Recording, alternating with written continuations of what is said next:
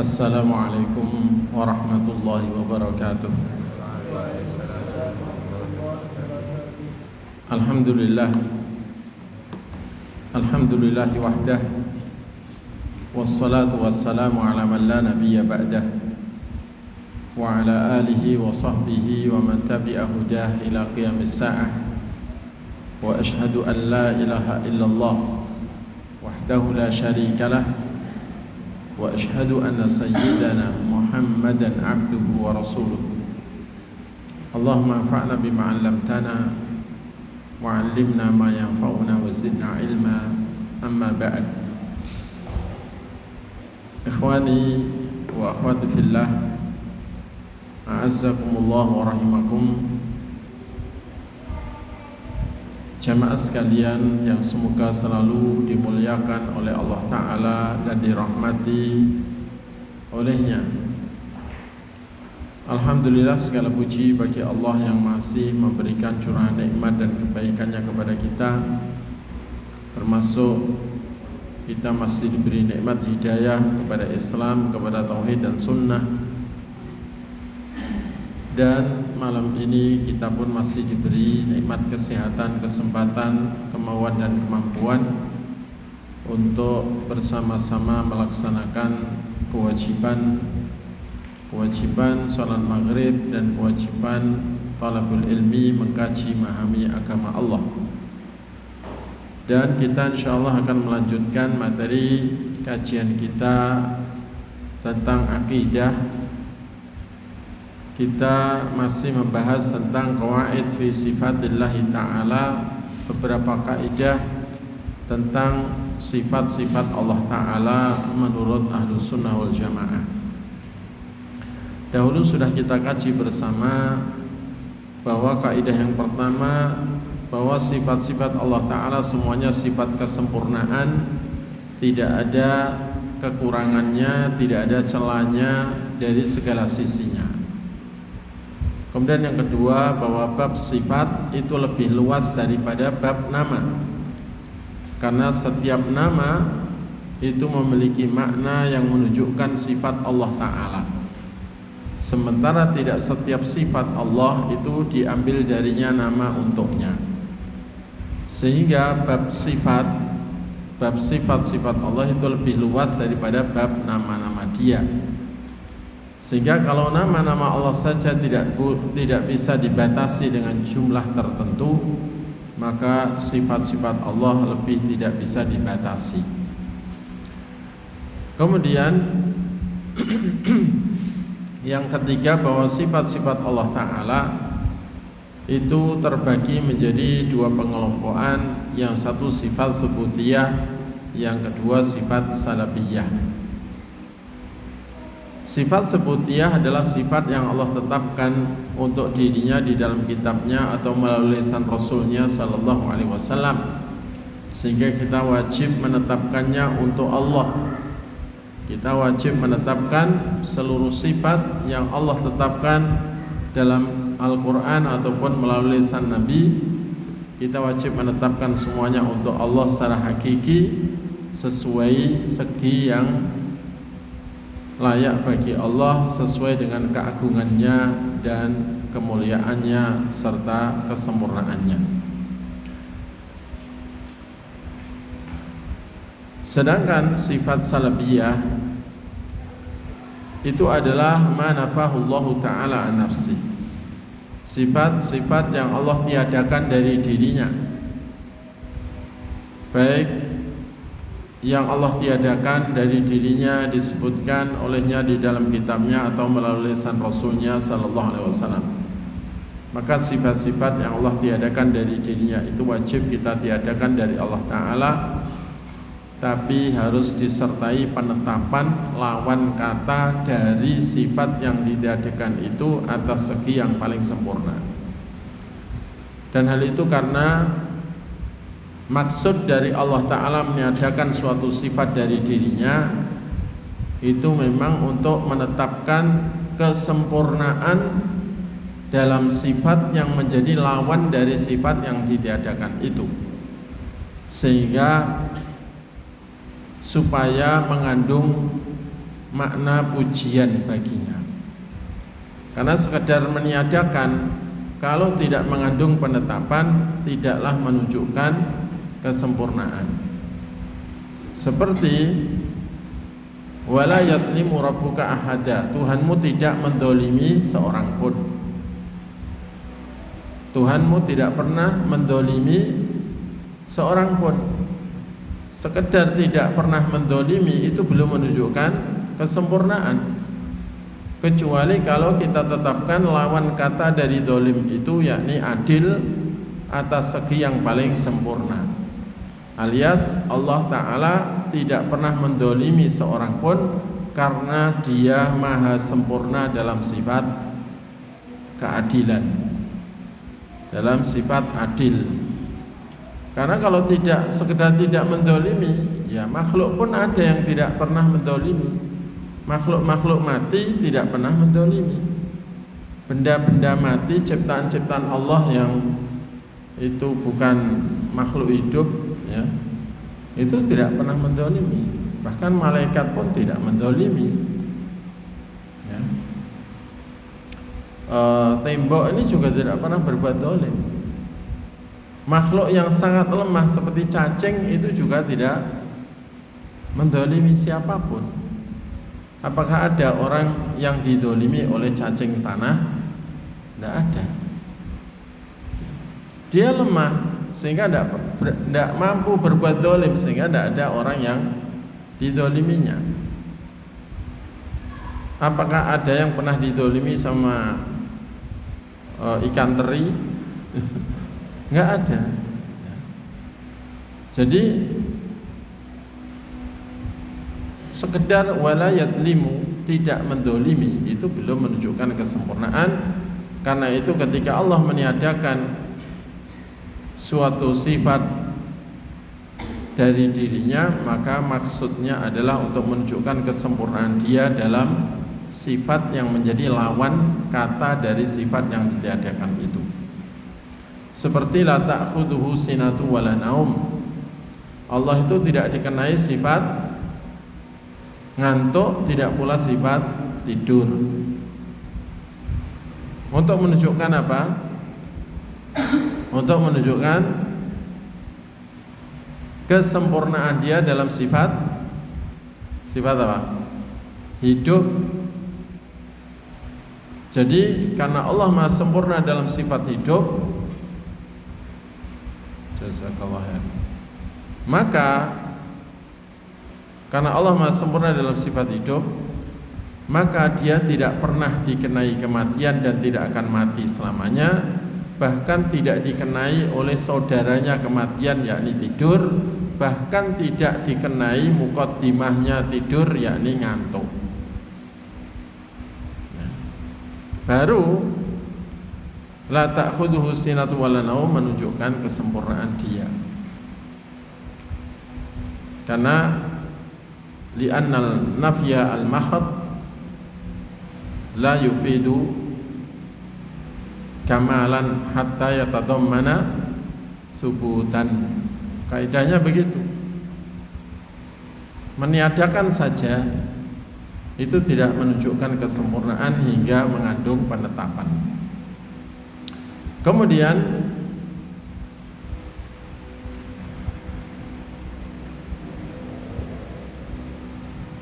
yang keempat, bahwa sifat-sifat ubudiyah semuanya adalah sifat keterpujian, dan semakin banyak sifat-sifat ubudiyah, semakin banyak dan bermacam-macam, itu menunjukkan,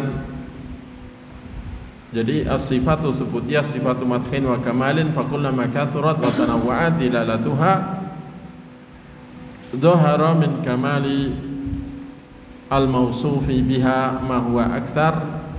Walihada kanat as-sifatu thubutiyah allati akhbarallahu biha an nafsi akthar bikathir min as-sifati salabiyah. Amma as-sifatu salabiyah falam tudhkar ghaliban illa fil ahwali taliyah. Sifat-sifat yang Allah tetapkan untuk dirinya itu semuanya sifat kesempurnaan, Dan semakin banyak sifat subutiyah dan semakin bermacam-macam penunjukannya, itu menjadi jelas kesempurnaan yang menyandang sifat itu dengan kesempurnaan yang lebih banyak lagi. Karena itulah sifat-sifat subutiyah yang Allah beritakan tentang dirinya itu jauh lebih banyak daripada sifat-sifat salabiyah. Adapun sifat salabiyah maka tidaklah disebutkan secara umum kecuali dalam kondisi berikut. A. Bayanu umumi kamalih, untuk menjelaskan keumuman kesempurnaan dia, yakni secara umum saja, secara global, sebagaimana Allah katakan laisa kamitslihi syai', tidak ada sesuatu pun yang semisal Allah. Dan juga walam yakul lahu kufuwan ahad, tidak ada satupun makhluk yang setara dengan dia.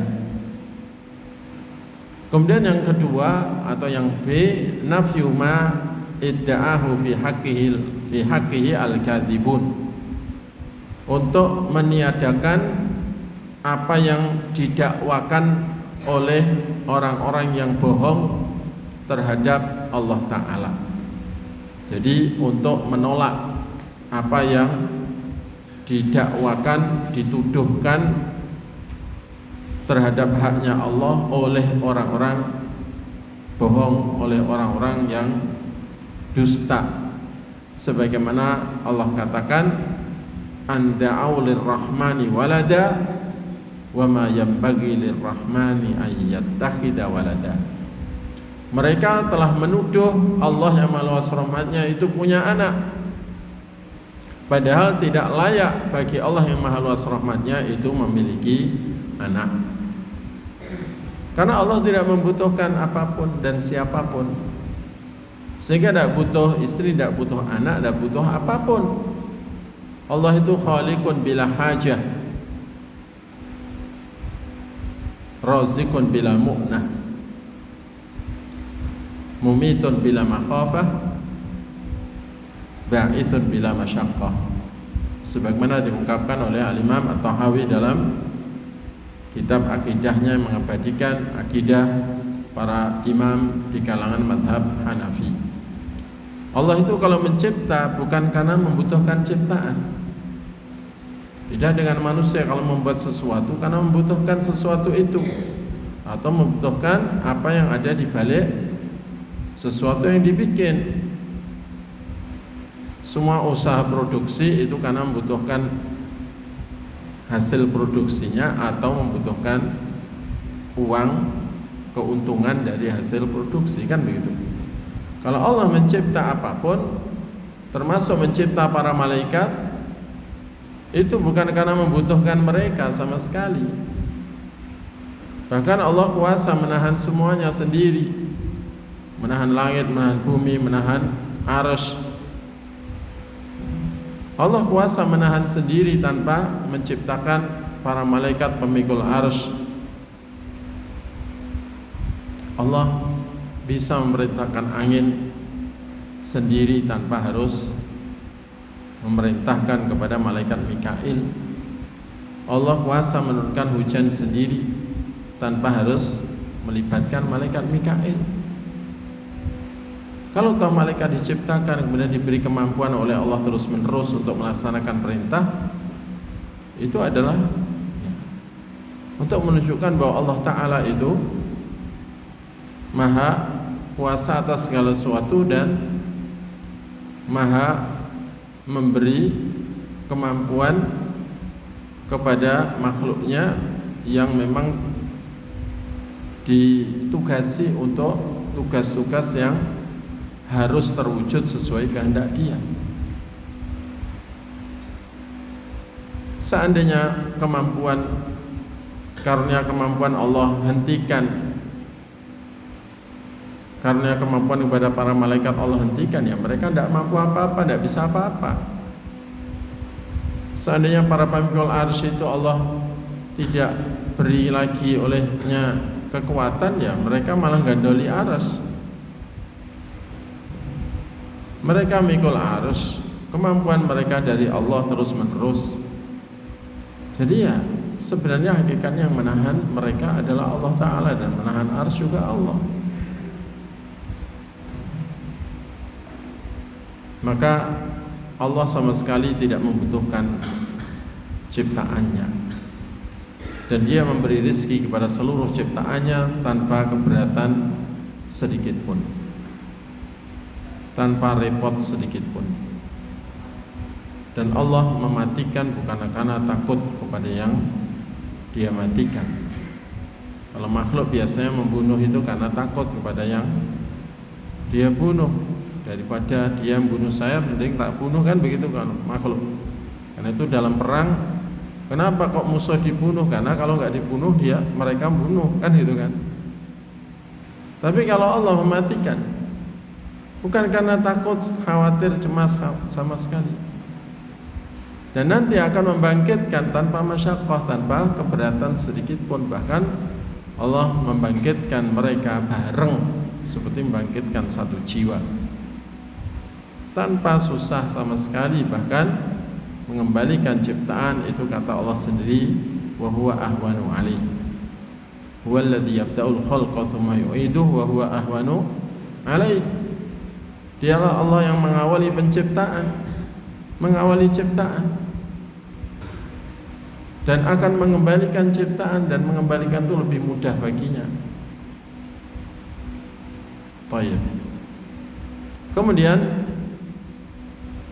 sifat salabiyah itu sering juga atau kadang disebutkan itu untuk nafyu tawahhumin naqsi, meniadakan atau menolak anggapan ketidaksempurnaan terhadap Allah pada Allah, atau menolak anggapan bahwa Allah itu punya cacat atau punya kekurangan dalam sebagian sifat. Maka sifat seperti itu Allah tiadakan untuk membantah anggapan bahwa Allah punya kekurangan atau punya ketidaksempurnaan. Seperti orang-orang Yahudi menuduh Allah Ta'ala di hari Sabtu itu istirahat karena capek, baru mencipta langit, bumi, dan segala apa yang di antara langit dan bumi, dan semua yang di langit dan di bumi dalam 6 hari, Ahad, Senin, Selasa, Rabu, Kamis, Jumat. Kemudian hari Sabtu capek, istirahat. Maka Allah Ta'ala membantah anggapan seperti itu dengan mengatakan, walaqad khalaqnas samawati wal arda wama bainahuma fi sittati ayyam wama massana min lughub. Dan sungguh kami telah mencipta seluruh langit dan bumi dan apa yang di antara keduanya dalam 6 hari, dan kami tidak dikenai rasa capek, rasa penat, rasa capek sama sekali. Kemudian, jadi itu kenapa orang Yahudi itu beribadahnya di hari Sabtu, karena pas anggapan mereka pas Allah itu istirahat. Kalau Ahad sampai Jumat itu Allah sibuk, kan itu kan. Nanti disembah pasti tinggal sibuk. Nah ini pas istirahat, ya, pas longgar, nggak ada kerjaan, terus dimintai. Gitu. Ini adalah anggapan yang sangat buruk terhadap Allah Ta'ala, prasangka buruk kepada Allah yang dibantah oleh Allah Ta'ala. Wa ma massana min lughub. Kemudian yang kelima, as-sifatu subutiyah tanqasmu ila qismain dzatiyah wa fi'liyah. Bahwa sifat-sifat yang Allah tetapkan untuk dirinya itu dikelompokkan menjadi 2 pengelompokan. Ada sifat dzat, ada sifat perbuatan. Ada sifat dzatiyah, ada sifat fi'liyah atau perbuatan. Fadzatiyah hiya allati lam yazal wa la yazalu muttasifan biha kal ilmi wal qudrati was sam'i wal basari wal izzati wal ulu. Wa minha sifatul khabariyah kal wajhi wal yadain wal ainain. Sifat dzatiyah, sifat yang ada pada zat, itu maksudnya adalah sifat yang Allah telah selalu dan akan terus selalu menyandang sifat itu, tidak pernah berhenti dari sifat itu walau sebentar. Memang sifat zat seperti sifat berilmu. Allah itu tidak berilmu walau sebentar, baik di masa azali maupun selamanya.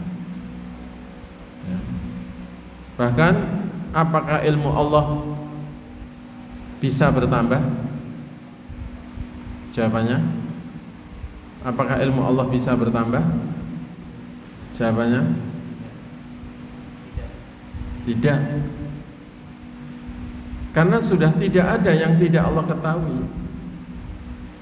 Pengetahuan Allah sudah mencakup segala sesuatu, termasuk segala sesuatu yang telah ada, sedang ada maupun yang belum ada. Seandainya ada, bagaimana nanti keberadaannya, bagaimana nanti keadaannya. Allah itu alima ma kana wa ma lam yakun, ma kana wa ma yakun wa ma lam yakun, an law kana kaifa yakunu. Allah telah tahu segala apa yang telah terjadi dan segala apa yang telah terjadi, dan tidak pernah ada yang Dia lupakan satupun kejadian, walau kejadian kecil. Dan Allah tidak pernah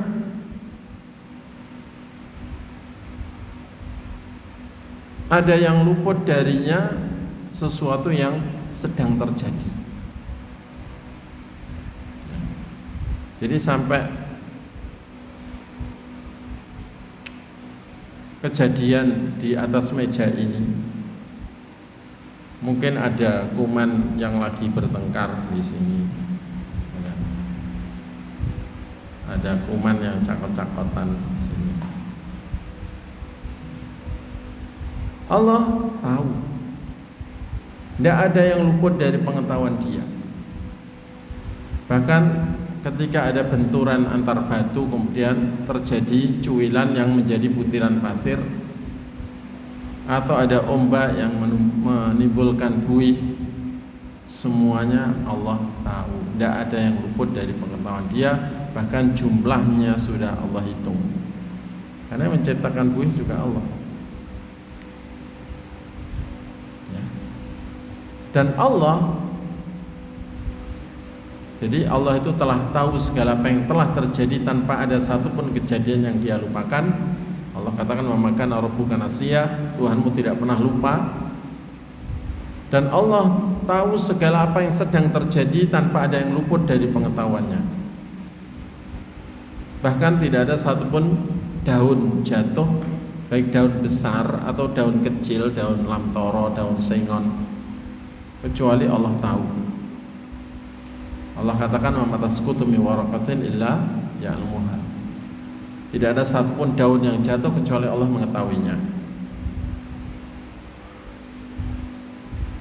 Ya. Wala habatin fi dhulumatil ardi wala ratbin wala yabisin illa fi kitabim mubin. Tidak pula biji-bijian yang basah atau kering jatuh dalam kegelapan kecuali Allah tahu. Bayangkan, biji rumput, biji sawi, biji padi, biji apa saja.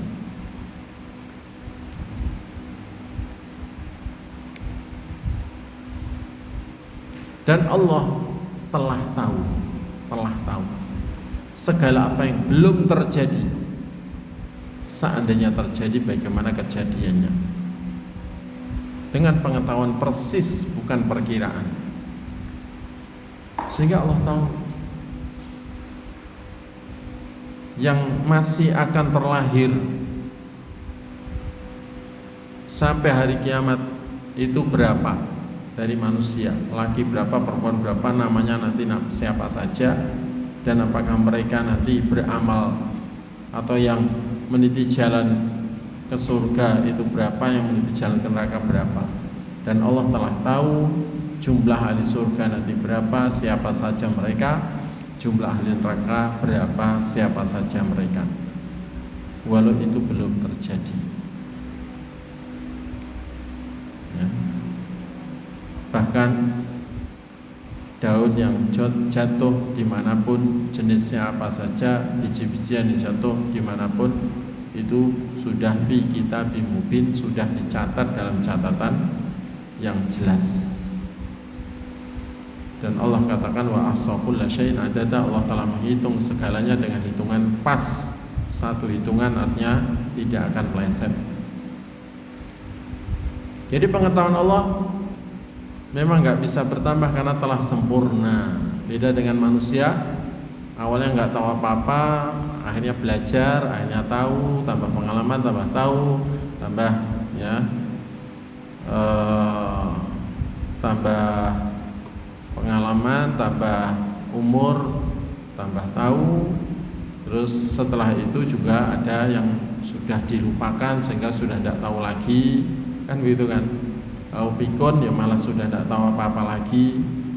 Itu manusia.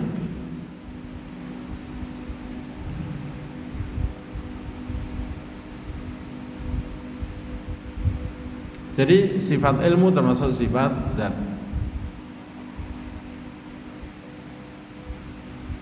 Kemudian juga kudrah, sifat kuasa, sama pendengaran, penglihatan, basar, izzah keperkasaan, ulu ketinggian sifat, ketinggian kekuasaan, ketinggian kedudukan, ulu fil sifat, ulu fil qadar, ulu fil qahr. Itu adalah sifat zat semua.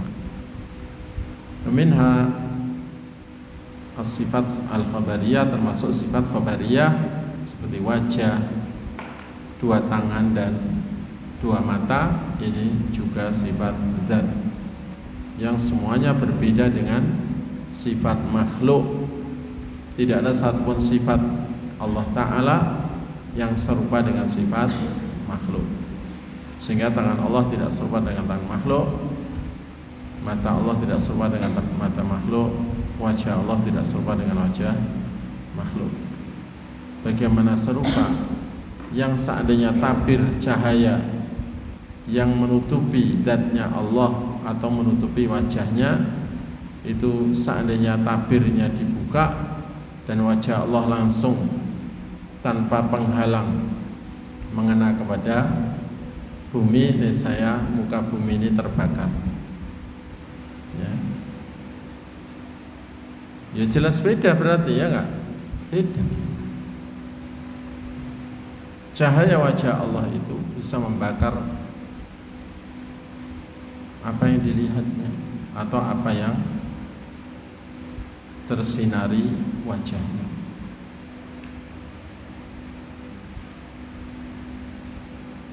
Kemudian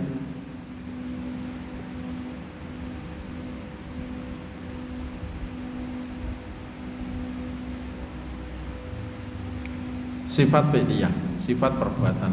Hiya allati tata'allaqu bi masyiati. In syaa fa'alaha wa in syaa lam yaf'alha.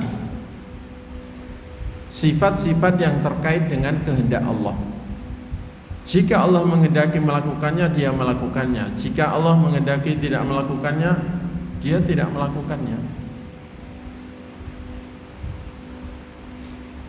Contohnya adalah kal istiwa alal arsh wa nuzul ila sama'i dunya.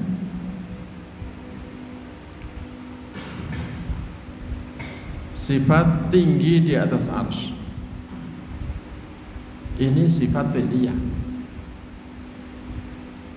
ya. Karena Allah melakukannya setelah mencipta langit dan bumi.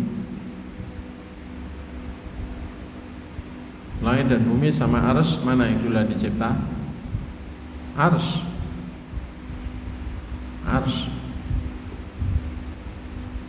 Berdasarkan hadis,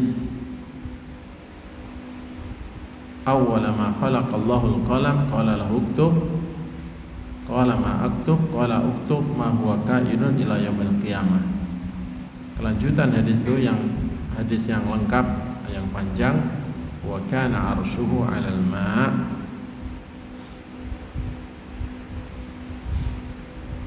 Pertama kalinya Allah mencipta pena, Allah mengatakan padanya, tulislah. Maka pena pun menjawab, bertanya, apa yang aku tulis?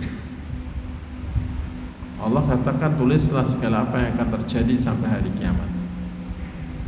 Dan kata Nabi, wa kana arshuhu 'alal ma'. Dan saat itu arsy Allah sudah ada di atas air. Berarti arsy dan air sudah Allah cipta duluan sebelum mencipta pena. Karena itu cara bacanya yang dirajihkan oleh Al-Imam Ibn Abil Izzi Al-Hanafi dalam syarah Aqidah Tahawiyah, itu bukan awwalu ma khalaqallahul qalamu. Yang pertama kali Allah ciptakan adalah pena. Bukan begitu bacanya. Tapi awwala ma khalaqallahul qalama qala al-uktub. Sejak awal Allah menciptakan pena, Allah mengatakan padanya tulislah. Jadi tidak menunjukkan bahwa pena itu yang pertama kali Allah cipta, tapi menunjukkan bahwa sejak pena dicipta itu sudah langsung Allah perintahkan untuk menulis sebelum Allah mencipta langit dan bumi. Tulisan itu bahkan sudah 50.000 tahun sebelum Allah mencipta langit dan bumi. Sebagaimana Nabi katakan, innallaha kataba maqadiral khalaiq qabla yahluqas samawati wal ardi bi 50 alfa sanah. Allah telah menulis seluruh ciptaannya, seluruh makhluk, ya, takdir seluruh makhluk 50.000 tahun sebelum Allah mencipta langit dan bumi. Baik. Kemudian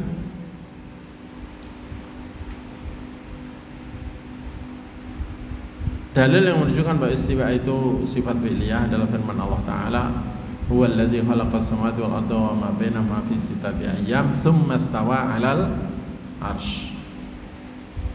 Ada 6 ayat dalam Quran yang menunjukkan Allah tinggi di atas arsy dengan kata-kata tsumma istawa 'alal 'arsy. Kemudian dia tinggi di atas arsy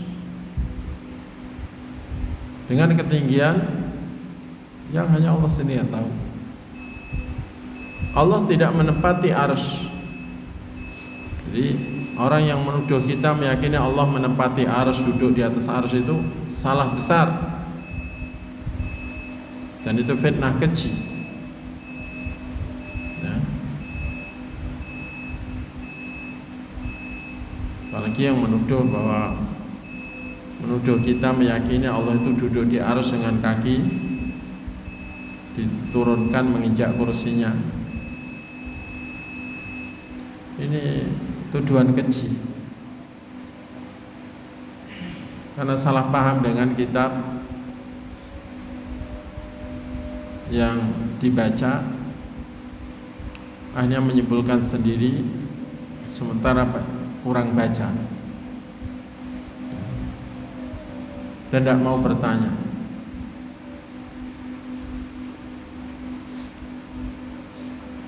Allah itu tinggi di atas arsy dengan ketinggian berjarak yang hanya Allah sendiri yang tahu jaraknya. Yang jelas Allah terpisah, ba'inun min khalqi, terpisah dengan seluruh ciptaannya. Tidak menempati ciptaannya dan tidak ditempati oleh ciptaannya. Walau udara enggak menempati dia.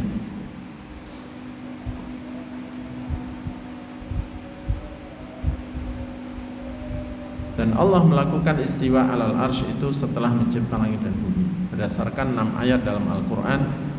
Setelah mencipta langit dan bumi dalam 6 hari, tsumma stawa alal arsy, kemudian dia tinggi di atas arsy.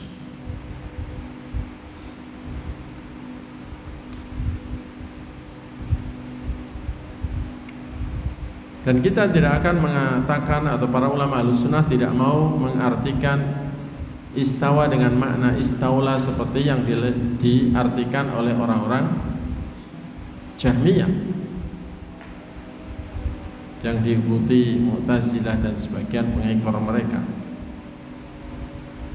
Karena kalau diartikan istaula menguasai arsy, maknanya jadi rusak. akidah kita jadi rusak, akidah umat jadi rusak. Coba kalau ayat walladzi khalaqas samawati wal arda wa ma bainahuma fi sittati ayyam tsumma stawa 'alal arsy diartikan istaula 'alal arsy, menguasai arsy. Maknanya jadi dialah Allah yang telah mencipta langit dan bumi dan apa yang di antara keduanya dalam 6 hari, kemudian dia menguasai arsy. Berarti sebelum mencipta langit dan bumi malah dimaknai dia belum menguasai arsy. Karena kata-kata thumma itu yufidut tartib ma'tarafi, menunjukkan urutan kejadian disertai jeda waktu.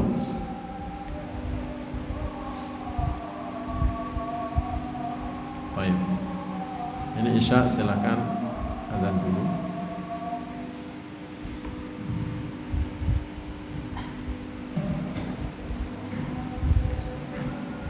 Baik. Kita lanjutkan. Ayat yang menunjukkan bahwa Allah istawa 'alal arsy setelah mencipta langit dan bumi. Ini menunjukkan bahwa sifat istiwa itu sifat fi'liyah.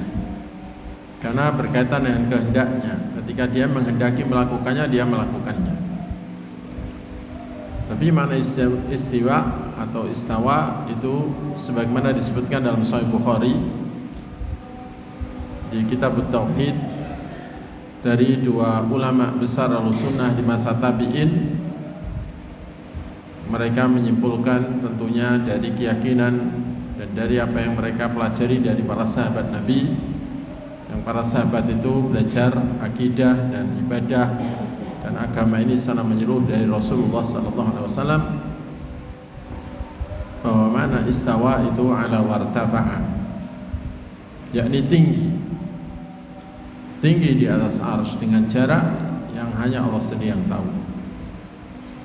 Kemudian wan nuzul ila sama'i dunya, turun ke langit dunia sebagaimana dikatakan Nabi, yanzilu Rabbuna tabaraka ta'ala ila sama'i dunya hina yabqa thuluthul lailil akhir.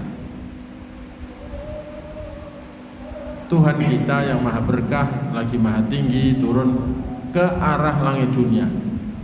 Hati-hati, jangan diartikan turun di langit dunia. Jangan sampai diartikan di, tapi ke arah.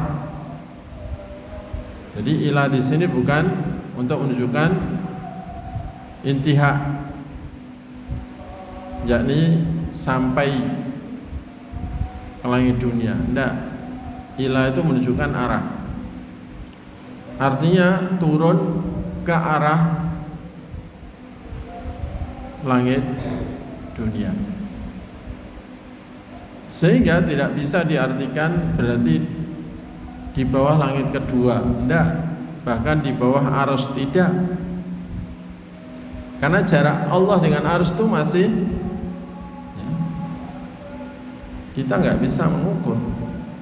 Sehingga ke arah langit dunia artinya ya dia turun ya, dengan cara yang dia kehendaki. Yang jelas karena Nabi menyebutnya nazala yanzilu,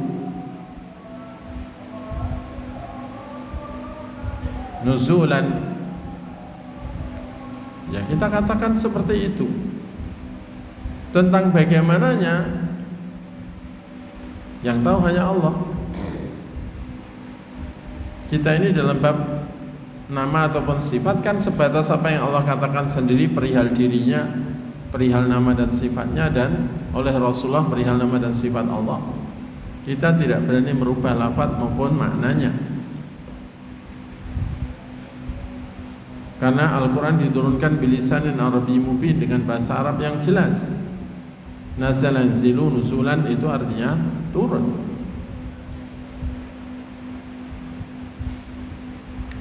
Cuma jangan kita artikan berarti Allah berada di langit dunia. Tidak. Ke arah artinya ke arah dari sisinya itu ke arah langit dunia. Yang turun siapa? Kalau orang-orang Mu'awilah pentawil rahmatnya. Para ulama al-sunnah mengatakan bukan. bukan, ya Allah sendiri. Wong Nabi mengatakan Tuhan kita, bukan rahmat Tuhan kita yang turun Nabi, no, Tuhan kita. Kemudian dia mengatakan man yad'uni astajibulah atau fa'astajibalah, man yas'aluni fa'utiyah, man yastaghfiruni fa'aghfirullah. Kalau seandainya rahmatnya, tentu rahmat tidak mengatakan itu. Yang boleh mengatakan, kemudian dia mengatakan siapa yang minta berdoa pada aku saya ku ijabahi, minta pada aku saya ku beri, minta ampun pada aku saya ku ampuni, ya berarti Allah sendiri. Cuman turunnya beda dengan turunnya malaikat, turunnya apa saja. Semua sifat Allah, baik sifat dan maupun sifat perbuatan, itu enggak serupa dengan sifat makhluk. Ini harus dipahami, sehingga kita tidak boleh menolak gara-gara menyangka dia seperti makhluk, karena Allah tidak serupa dengan makhluk. Dan Allah turun ke langit dunia, ke arah langit dunia maksudnya, itu bukan berarti meninggalkan istiwanya di atas arsy. Dia kuasa turun ke arah langit dunia, tapi tetap masih dalam batas di atas arsy, bahkan tidak menyentuh arsy, karena dia tidak menempati ciptaannya, terpisah dengan ciptaannya, gitu ya. Dia terlalu agung. Langit tidak akan nampung. Langit itu nanti di hari kiamat hanya digenggam dengan satu tangan Allah, tangan kanannya, sebagaimana Allah katakan was-samawati matwiyatun biyaminih, seluruh langit nanti dilipat dengan tangan kanannya. Ya, bumi digenggam. Saat itu manusia di mana? Ditanyakan kepada Nabi, ketika nanti di hari kiamat Allah melipat langit, menggenggam bumi, manusia di mana? Jawab Nabi, alal jisr, di sirat, di jembatan yang menghubungkan antara mahsyar dengan kontora halaman luarnya surga. Berarti manusia sudah lagi nyebrang di atas sirat, bumi sudah tidak ada yang tersisa, maka bumi digenggam oleh Allah.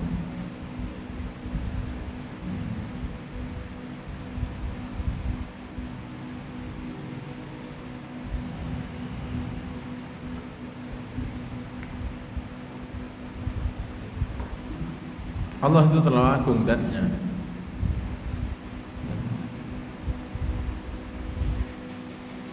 Jadi tidak menempati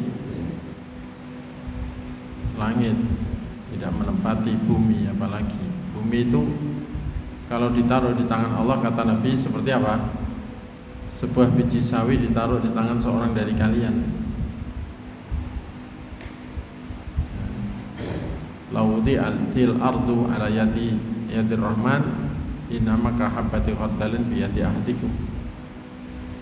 Atau kama qala alaihi salatu wassalam. Antum bisa nempati biji sawi? Ya enggak bisa lah. Sehingga Allah datang di hari kiamat, Allah datang. Ya. Apakah menempati bumi? Ya tidak. Apa menempati mahsyar? Ya tidak. Tapi karena Allah menyebut datang, wajah rabbuka, dan Tuhan pun datang, wal malaku saffan saffa, dan para malaikat saat itu sudah berbaris-baris. Ya beda datangnya malaikat dengan datangnya Allah. Allah datang itu, ya intinya dia menyebut dirinya datang, kita katakan datang. Kedatangannya bagaimana? Allah sendiri yang tahu. Tapi karena dia menyebut datang, kita katakan datang. Itu sifat fi'liyah Allah.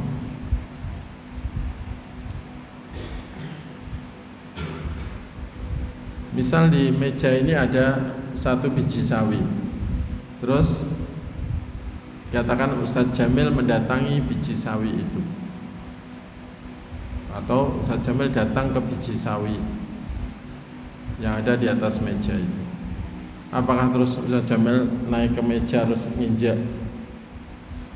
ya, biji sawi itu, menempatinya? Ya tentu tidak kan. Pokoknya mendatangi ya sudah.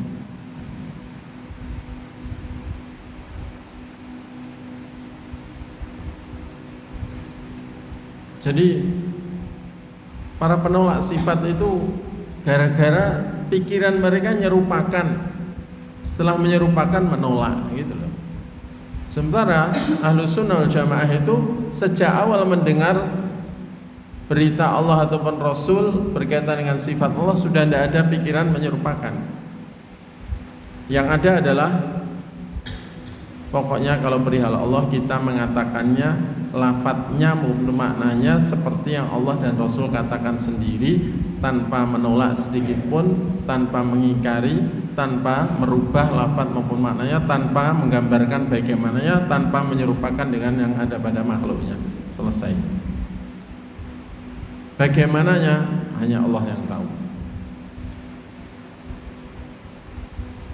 Sebagaimana pesan para ulama Ahlus Sunnah seperti Imam Ahmad bin Hanbal, Imam Hanbali, ambil ruha kama ja'at bila kain, yang itu dinukil dari para ulama tabi'in dan atba'ut tabi'in yang pesannya juga begitu.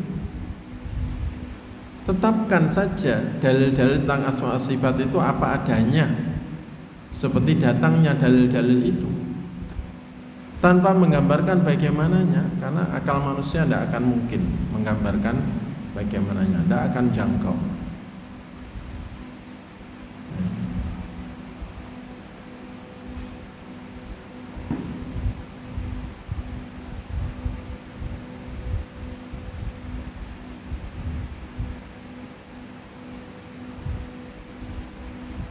Kemudian juga seperti waqad takunu sifat dzatiyah fi'liyah bi ibarain kal kalam. Kadang-kadang sifat Allah Ta'ala itu ada sifat dzat tapi juga sifat fi'liyah. Ada sifat dzatiyah tapi juga sifat fi'liyah. Dilihat dari dua segi, seperti sifat bicara. Fa innahu bi itibari asli sifatun dzatiyah. Dilihat dari segi asal sifat bicara itu adalah sifat dzat. Karena kalau asal sifat bicara itu adalah lawan kata dari bisu, atau lawan kata dari tidak bisa bicara. Maka Allah tidak pernah tidak bisa bicara. Sejak awal tanpa permulaan Dia sudah maha berbicara. Walau belum bicara dengan makhluknya, karena belum mencipta makhluk apapun, Dia sudah punya sifat berbicara.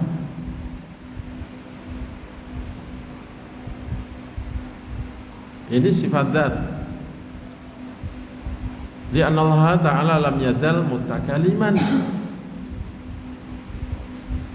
Di masa azali pun Dia telah menyandang sifat berbicara. Wa bi itibari ahadil kalam sifatun fi'liyah, di anal kalam yata'allaq bi masyiati. Yatakallamu mata syaa bima syaa kaifa syaa. Namun dilihat dari segi satuan-satuan perkataan, Allah bicara kepada malaikat, Allah bicara kepada Nabi Adam, Allah bicara kepada Nabi Musa, Allah bicara kepada Nabi kita saat Mi'raj. Nanti Allah akan bicara. Bahkan Allah bicara kepada Jibril. Setiap kali Allah mencintai seorang hamba, Allah beritahu Jibril, ini uhibbu fulan bin fulan fahibbah. Maksudnya aku mencintai fulan bin fulan, maka cintai dia.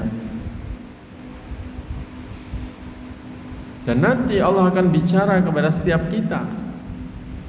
Sebagaimana Allah katakan, Rasulullah katakan, ma minkum min ahadin illa sayukallimuhu rabbuhu laisa bainahu wa bainahu turjuman. Tidak ada seorang pun dari kalian kecuali akan diajak bicara oleh Tuhannya. Tidak ada antara dia dengan Tuhannya itu penterjemah saat kita diadili oleh Allah. Allah bicara langsung tanpa perantara dan tanpa penterjemah.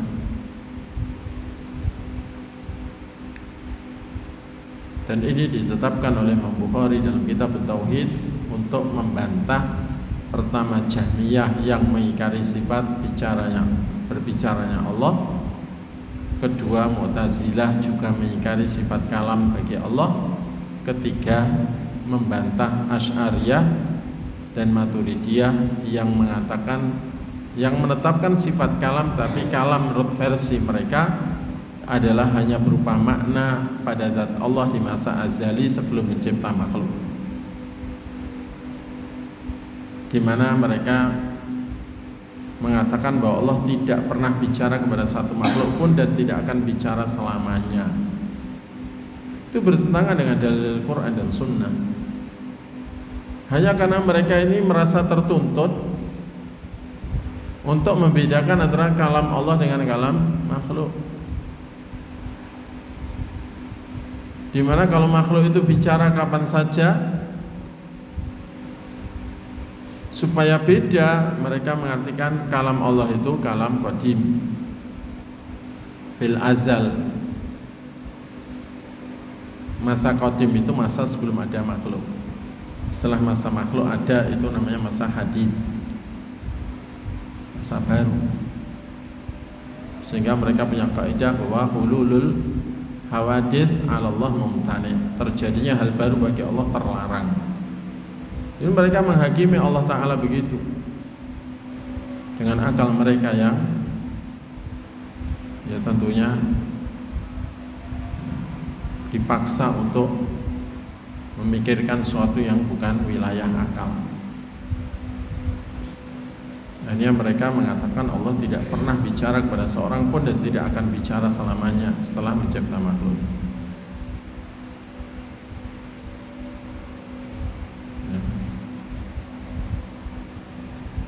Dan itu suudzon kepada Allah dan juga menghakimi Allah dan kurang adab kepada Allah, seenaknya nyurutin sifat Allah. Baik. Jadi dilihat dari segi satuan perkataan, satuan perkataan, sifat berkata atau berbicara itu adalah sifat fi'liyah karena berkaitan dengan kehendak Allah. Kapan Allah menghendaki bicara, dia bicara. Dengan perkataan apa yang dia kehendaki dia bicara, dan dengan cara bicara yang dia kehendaki, yang tidak serupa dengan bicaranya manusia ataupun makhluk yang lain. Allah bicara itu enggak seperti kita bicara begini, beda. Kalau saya bicara begini kepada, di saat yang sama saya nggak bisa bicara yang lain. Di saat yang sama saya nggak bisa bicara yang lain. Tapi kalau Allah mau bicara kepada 1 miliar makhluknya di saat yang sama dengan pembicaraan yang berbeda, Allah kuasa. Dan itu mudah bagi Allah Ta'ala. Sebagaimana sifat mendengar kita itu, kalau sudah mendengar satu orang bicara, yang lain ngomong tar, saya tak dengarkan ini juga, kan begitu kan? Tapi kalau Allah mendengar perkataan seluruh makhluk, bahkan semuanya suruh banyak berdoa kepada Allah, meminta. Bahkan semut itu berdoa minta hajatnya, tawon minta, teri minta, semua makhluk minta kepadanya, dan Allah senang dimintai. Allah enggak ribet, enggak ruwet dalam mendengarkan semuanya. Allah tahu ini minta apa di saat yang sama, dan tidak jumbuh sama sekali, tidak rancu sama sekali bagi Allah. Dan Allah tidak pernah melupakan perkataan satu makhluk pun.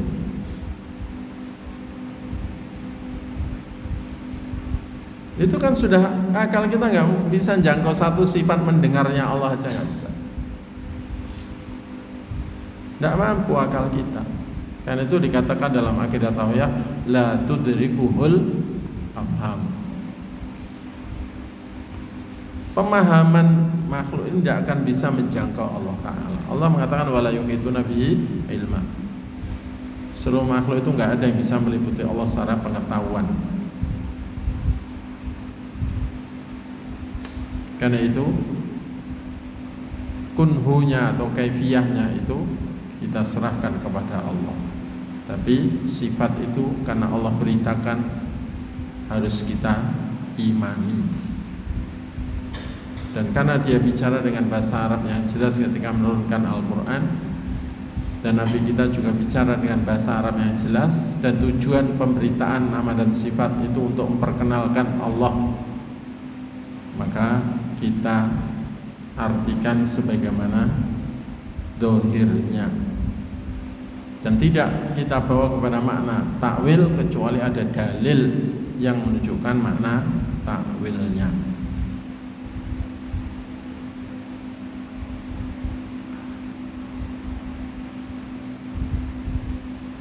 Itulah kaidah.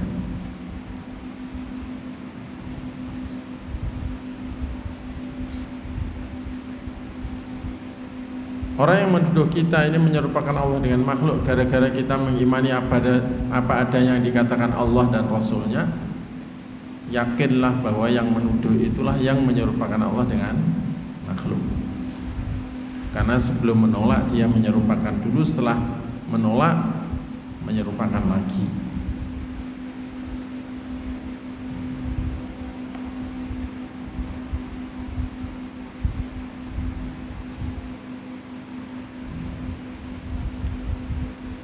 Jadi kembali kepada kaidah bahwa satuan perkataan itu fi'liyah.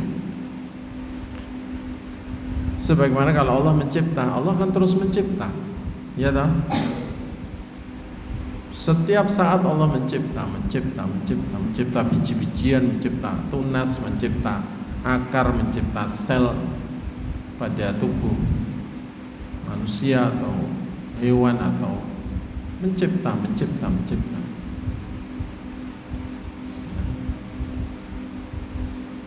Nah, Allah mengatakan innama amruhu idza arada syai'an yaqulu lahu kun fayakun. Sesungguhnya perintah Allah kalau dia menghendaki mencipta sesuatu, maka Allah tinggal memerintahkan padanya kun, jadilah, maka jadi. Nah, tiap detik itu ada berapa miliar atau berapa triliun ciptaan.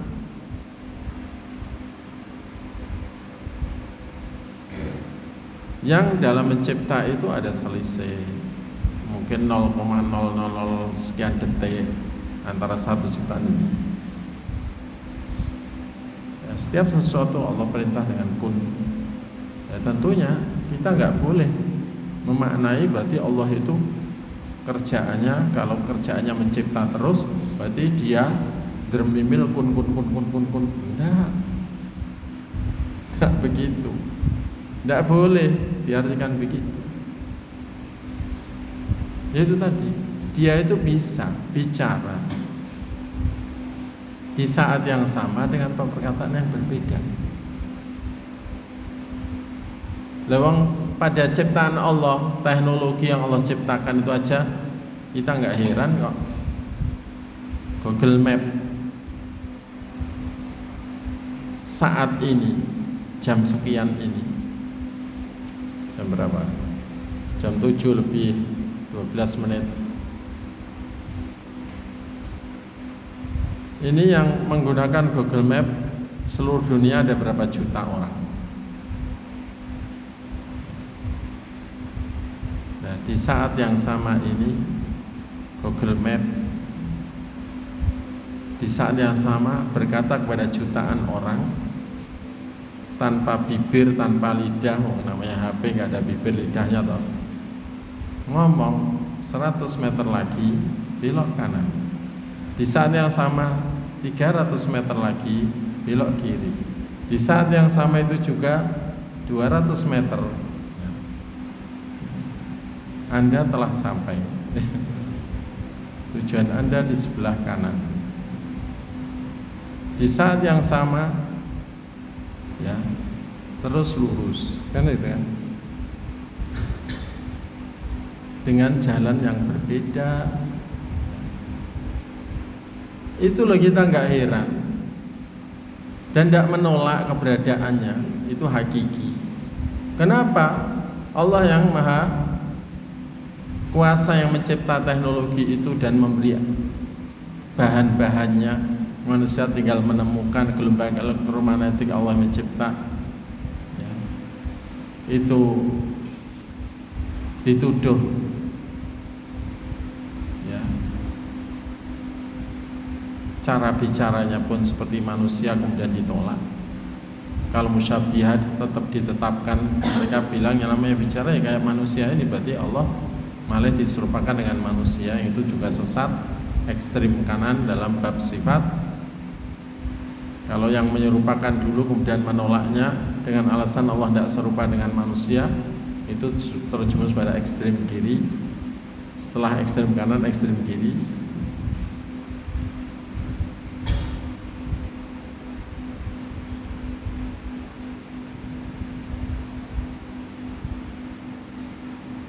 Baik.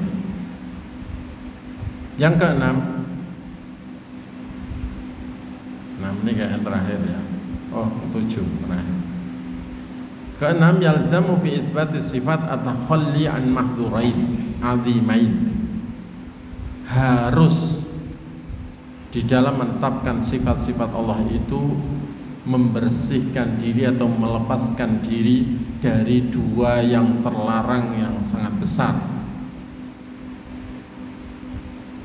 Jadi dalam menetapkan seluruh sifat Allah, kita ini harus berlepas diri menjauhi dua larangan yang besar. Ahaduhuma at-tamtsil. Salah satu dari keduanya adalah menyerupakan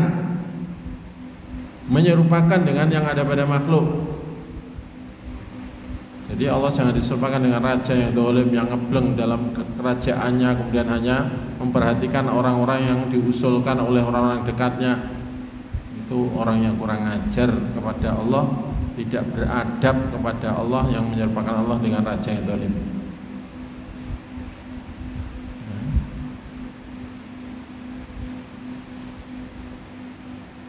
Kemudian yang kedua, watali at-takyif, menggambarkan kaifiyahnya, bagaimananya. Apa perbedaan tamtsil dengan takyif? Amma tamtsil huwa i'tiqadul musbit anna ma athbatahu min sifatillahi ta'ala mumathilun li sifatil makhluqin wa hadha i'tiqadun batil. Tamtsil adalah orang yang menetapkan sifat Allah itu punya keyakinan bahwa apa yang ia tetapkan berupa sifat-sifat Allah itu menyerupai sifat-sifat makhluk, baik sifat dzat maupun sifat perbuatan. Mereka mengatakan Allah punya wajah, jadi ya wajah itu yang paling bagusnya wajah manusia. Cuman Allah wajahnya itu lebih tampan dari Nabi Yusuf misalnya begitu. Atau Allah itu sebenarnya insan kamil, cuman ukurannya ya beda dengan manusia tapi serupa. Namanya tangan ya seperti ini, tangan Allah itu kayak tangan manusia.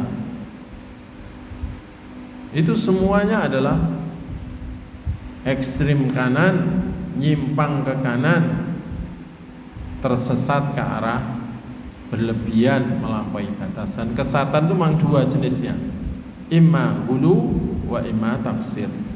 Ada kalanya melampaui batas, ada kalanya memangkas. Ada kalanya berlebihan, ada kalanya mengurangi.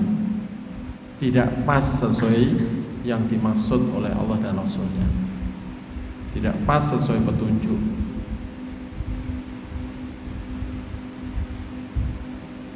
Jadi orang yang menetapkan sifat tapi menyerupakan dengan sifat makhluk, ini keyakinan yang batil. Nah, kita yang tidak pernah menyerupakan Allah dengan makhluk walau dalam satu sifat,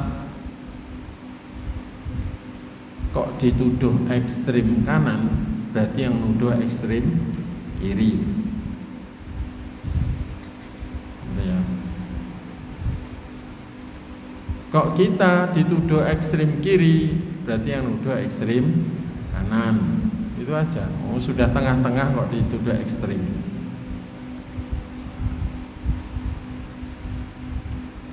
Qala ta'ala, laisa kamitslihi syai', tidak ada sesuatu pun yang semisal Allah. Ini bantahan terhadap kelompok mumatsilah atau musyabbihah, kelompok yang menyerupakan Allah dengan makhluk atau mempermisalkan Allah dengan makhluk walau dalam satu sifat. Wa qala ta'ala wa lam yakul lahu kufuwan ahad, tidak ada satupun makhluk yang setara dengan Allah. Dan Allah mengatakan hal ta'lamu lahu samiyya, tidak ada atau tidak, apakah kau tahu bagi Allah itu ada yang sama dengannya? Tentu jawabannya tidak ada. Tidak ada yang serupa atau sama apalagi dengan Allah Ta'ala. Adapun takyif menggambarkan kaifiyahnya, kaifa, bagaimananya, adalah ya'taqid dal musbitu kaifiyata sifatillahi ta'ala kada wa kada min ghairi ayyuqayyidaha bimumathalin, yakni orang yang menetapkan sifat itu meyakini bagaimananya wujud sifat Allah Ta'ala, bagaimananya itu begini atau begitu, tanpa mengkaitkannya dengan yang diserupakan. Allah itu beda karena Allah itu begini. Nah,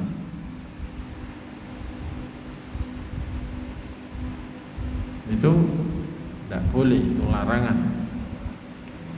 Karena itu para ulama mengatakan kullu ma khatara bibalik fallahu laisa kadzalik. Kullu ma khatara bibalik fallahu laisa kadzalik. Segala apa yang terbersit di benakmu tentang Allah, gambaran Allah itu begini, maka Allah tidak seperti itu. Jadi jangan sampai kita membayangkan Allah itu besar di depan kita, ketika kita sholat kita membayangkan Allah itu raja yang duduk di singgasananya harus kita sujud. Nah, seperti itu kita menyembah berhala. Ya. Karena itu al-musyabbih ya'budu sanaman wal mu'attil ya'budu adaman. Orang yang menyerupakan Allah dengan makhluk hakikatnya menyembah siapa? Berhala. Menggambarkan sosok berhala kemudian dikasih nama Allah kemudian disembah. Jadi musyrik. Na'udzubillah min dzalik, nasallallahu alaihi wasallam. Sedangkan orang yang menolak sifat-sifat Allah seperti Jahmiyah dan Mu'tazilah, hakikatnya menyembah siapa? Menyembah yang tidak karuan atau yang tidak ada. Adam itu sesuatu yang tidak ada. Mengatakan Allah itu pokoknya nggak jelas. Terus Anda beribadah, rukuk, sujud, berdoa kepada siapa? Terus kepada yang nggak jelas. Pokoknya dia itu tidak, kata mereka, pokoknya dia itu tidak di atas, tidak di bawah, tidak di depan, tidak di belakang, tidak di kanan, tidak di kiri, tidak di dalam alam, tidak di luar alam. Yang punya sifat seperti itu apa? Hah? Apa yang punya sifat seperti itu? Tidak di atas, tidak di bawah, tidak di depan, tidak di belakang, tidak di kanan, tidak di kiri, tidak di dalam alam, tidak di luar alam. Apa itu? Hah? Ya sesuatu yang nggak ada.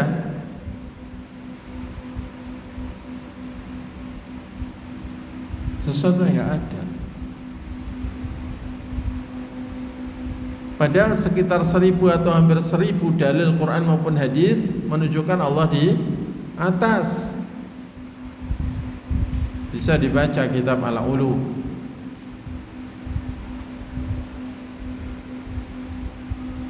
Al-Ulu lil Ali al-Ghaffar karya Al-Imam Al-Zahabi rahimahullah.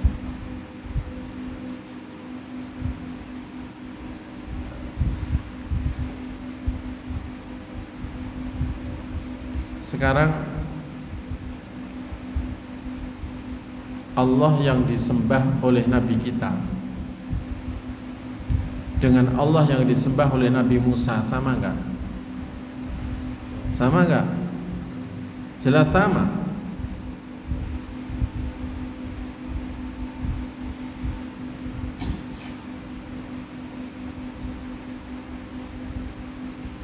Terus Nabi Musa mengkabarkan ketika ditanya tentang Allah oleh Fir'aun, wa ma rabbul alamin.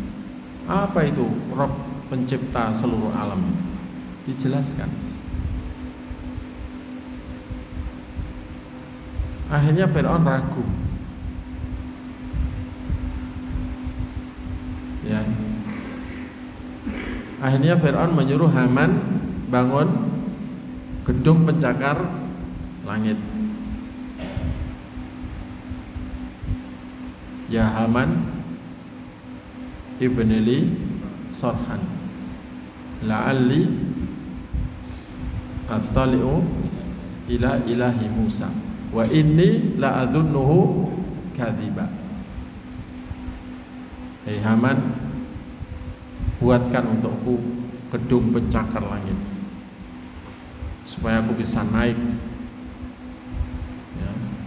Aku ingin melihat sembahannya Musa karena aku menyangka dia itu bohong.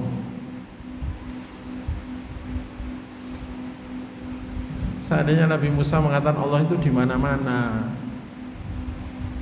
ya tentu Fir'aun tidak perlu nyuruh bangun gedung tinggi. Sehingga yang ragu bahwa Allah Ta'ala di atas itu akidahnya ngikuti akidah Fir'aun.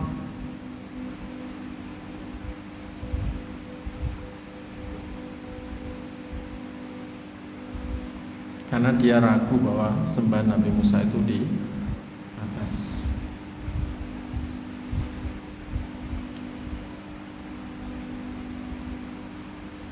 Karena itu keyakinan Nabi, keyakinan istri-istri Nabi, keyakinan para sahabat Nabi, generasi terbaik umat ini, termasuk sahabat terbaik yang sudah dijamin surga, yang gak mungkin akidahnya sesat. Masa ada manusia terbaik setelah nabinya akidahnya sesat?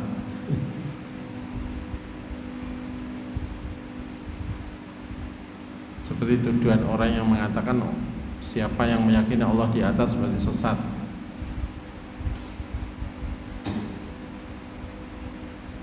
Berani mengatakan Nabi sesat, berani mengatakan kafir, berani mengatakan Ibu Aisyah sesat, istri Nabi tercinta, berani mengatakan Abu Bakar sesat.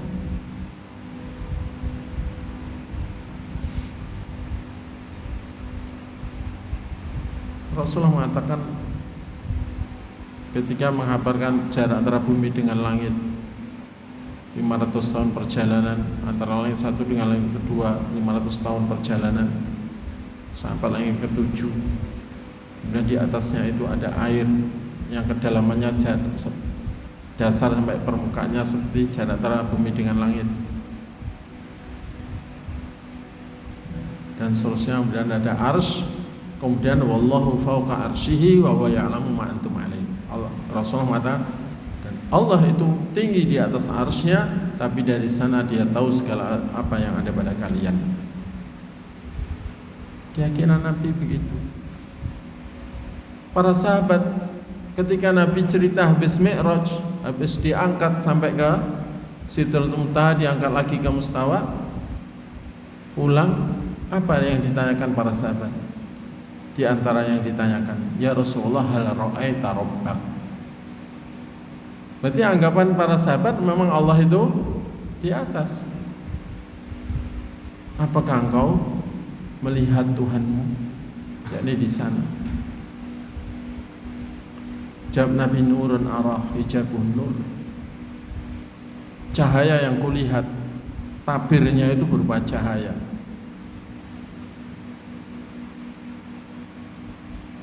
Apakah para sahabat sesat punya anggapan begitu?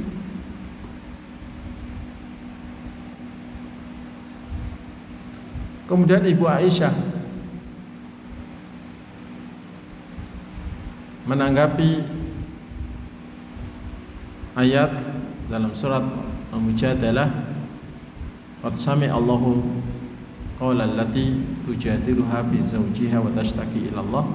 Sungguh Allah mendengar perkataan wanita yang mengadukan pada Muhammad perihal suaminya, dan dia mengadu kepada Allah. Wallahu yasma'u tahawurakuma, dan Allah mendengar percakapan kalian berdua, hai Nabi dan wanita yang mengadukan suaminya. Kata Ibu Aisyah, sungguh saat Nabi berbicara dengan si wanita yang mengadukan suaminya itu, aku berada di bilik yang bersebelahan dengan tempat Nabi bicara dengan wanita itu. Hanya dibatasi tabir kain. Sungguh aku tidak mendengar, saking lirihnya bicaranya si wanita itu kepada Nabi.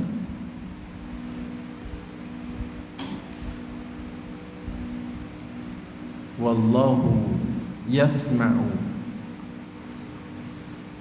tahawurahuma min wara'i sab'a samawat. Kata Ibu Aisyah begitu. Sementara Allah mendengar percakapan mereka berdua min wara'i sab'i samawat, dari balik 7 langit. Berarti Ibu Aisyah meyakini Allah di atas. Sama sesat Ibu Aisyah?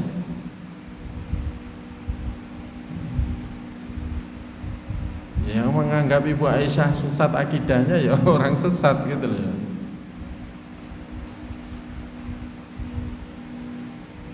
Masa Nabi enggak ngajari istrinya yang benar, kan begitu kan?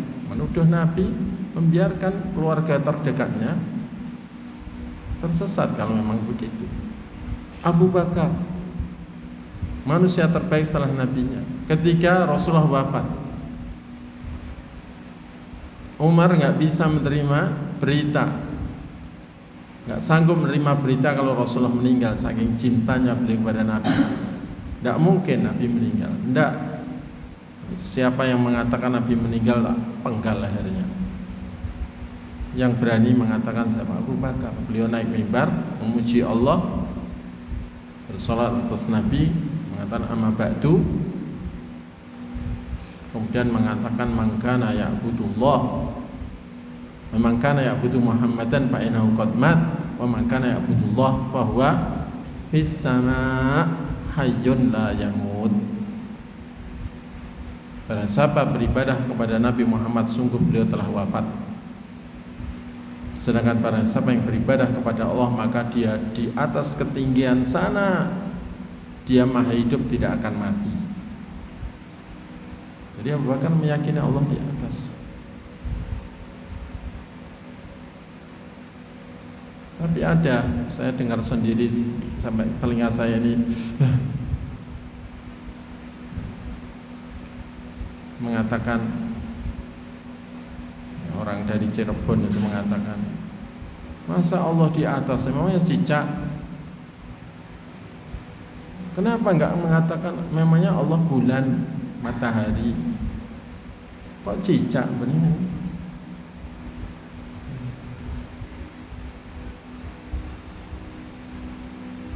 Kenapa enggak sekali mengatakan memangnya Allah malaikat di langit, atau Allah pemikul arsy, malaikat pemikul arsy? Kenapa enggak lebih tinggi?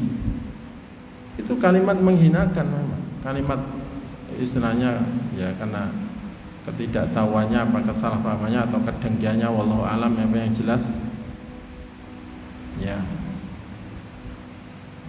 taklid buta, tapi sudah sok tahu kemudian mengatakan hal seperti itu.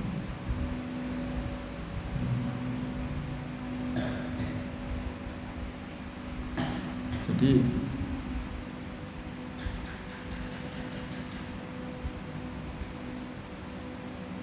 itu adalah hal yang berkaitan dengan sifat Allah, jangan sampai diserupakan, tapi juga jangan ditolak, jangan kebablasan dalam menetapkan hingga seperti musyabbihah, jangan pula kebablasan dalam memahsucikan Allah dari penyerupaan sampai dengan cara menolak sifat. Kita ini itsbat bila tasbih dan tanzih bila ta'til, menetapkan seluruh nama dan sifat yang Allah tetapkan dalam kitabnya atau melalui lisan Rasulnya tanpa menyerupakan dan tanpa menggambarkan bagaimananya, dan kita memahsucikan Allah dari penyerupaan tanpa dengan cara menolak sifat-sifat yang Dia beritakan dan Rasul beritakan. Kemudian terakhir, dalil yang menunjukkan hal ini firman Allah, wa la yuhitu nabi ilma, mereka tidak akan bisa meliputi Allah secara ilmu. Namanya enggak bisa meliputi, ya enggak bisa menggambarkan bagaimananya. Kita tinggal di bumi, karena pengetahuan kita enggak bisa meliputi bumi, kita ini loh enggak bisa menentukan bumi bentuknya kayak apa. Apakah bulat, apa lonjong. Jadi bulat kayak bola, apa lonjong kayak bola bisbol, apakah oval kayak telur ya, kutub utara selatan beda, ataukah datar. Dari dulu sampai sekarang kan antara bumi datar sama bumi bulat kan tidak ada selesainya. Kenyataannya gambarnya peta dunia di PBB itu dasarnya bumi datar, dan penerbangan itu pakai teori bumi datar. Tapi hitungan hisab itu pakai bumi bulat. Bulan itu bentuknya pipih apa bulat juga kita nggak tahu. Nah, kalau kita nggak bisa meliputi, ya nggak bisa menggambarkan. Dan kalau memaksakan diri, ilmunya nggak meliputi, memaksakan diri untuk menggambarkan bagaimananya, kita terjumus pada larangan wala taqfu ma laysa laka bihi. Jangan kau katakan atau ikuti apa yang kamu belum mengilmuinya secara sempurna. Karena inna sam'a wal basar wal fu'ada kullu ulaika kana mas'ula. Karena pendengaran, penglihatan dan hati semuanya akan dimintai pertanggungjawabannya. Wa minal ma'lum annahu la ilma lana bi kayfiyati sifati rabbina, dan termasuk hal yang sudah pasti diketahui bahwa kita ini tidak punya pengetahuan tentang bagaimananya sifat-sifat Allah tabaraka wa ta'ala. Kita hanya tahu lafaz yang menetapkan sifat dan maknanya secara bahasa Arab, tapi bagaimananya hakikatnya, wujudnya hanya Allah sendiri yang tahu. Karena itu berkata Imam Malik rahimahullah, Imam Maliki termasuk guru besar Imam Syafi'i, ketika beliau ditanya tentang istiwa, kaifastawa, beliau mengatakan al-istiwa ghairu majhul. Istiwa itu artinya tinggi, tidak asing. Makna istiwa tidak asing. Maknanya adalah tinggi di atas arsy. Wal kaifu ghairu ma'qul, sedangkan bagaimananya ketinggian dia di sana tidak bisa dijangkau oleh akal, tidak bisa dijangkau oleh logika atau akal. Wal imanu bihi wajib wa su'alu anhu bid'ah. Sementara mengimaninya wajib karena Allah memberitakan Allah istawa ala arsy di 7 ayat dalam Quran dan hadis banyak.